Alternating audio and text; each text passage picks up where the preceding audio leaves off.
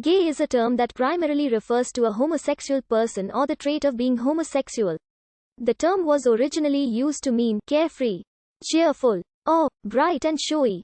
The term's use as a reference to male homosexuality may date as early as the late 19th century. But its use gradually increased in the mid-20th century. In modern English, gay has come to be used as an adjective and as a noun, referring to the community, practices and cultures associated with homosexuality. In the 1960s, gay became the word favored by homosexual men to describe their sexual orientation. By the end of the 20th century, the word gay was recommended by major LGBT groups and style guides to describe people attracted to members of the same sex, although it is more commonly used to refer specifically to men. At about the same time, a new, pejorative use became prevalent in some parts of the world. Among younger speakers, the word has a meaning ranging from derision to a light-hearted mockery or ridicule. The extent to which these usages still retain connotations of homosexuality has been debated and harshly criticized.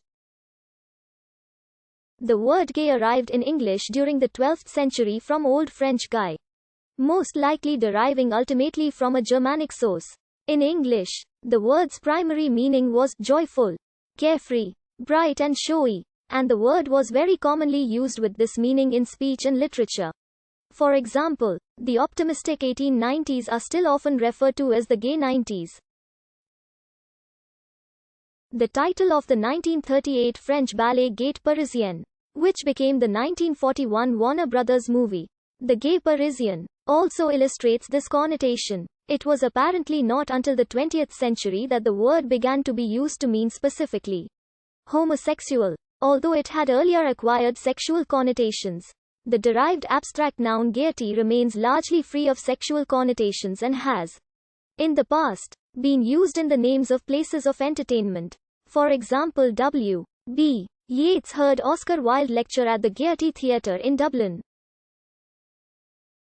The word may have started to acquire associations of immorality as early as the 14th century, but had certainly acquired them by the 17th. By the late 17th century, it had acquired the specific meaning of addicted to pleasures and dissipations, an extension of its primary meaning of carefree, implying uninhibited by moral constraints.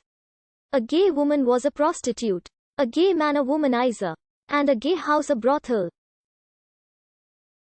An example is a letter read to a London court in 1885 during the prosecution of brothel Madame and Procuress Mary Jeffries that had been written by a girl while slaved to a French brothel.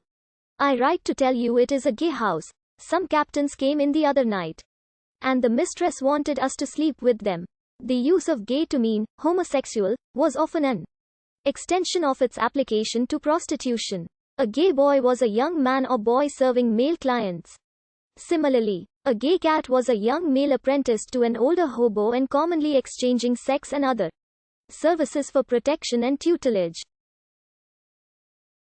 The application to homosexuality was also an extension of the word's sexualized connotation of carefree and uninhibited, which implied a willingness to disregard conventional or respectable sexual mores.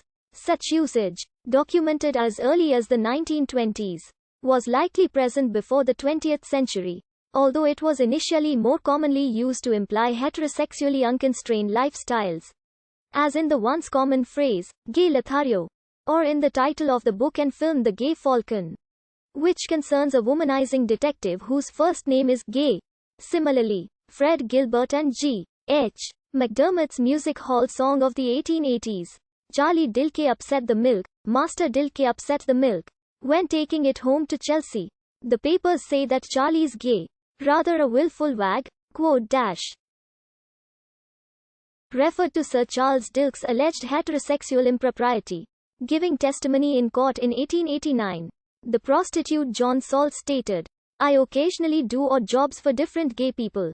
Well into the mid-20th century, a middle-aged bachelor could be described as gay, indicating that he was unattached and therefore free, without any implication of homosexuality. This usage could apply to women too.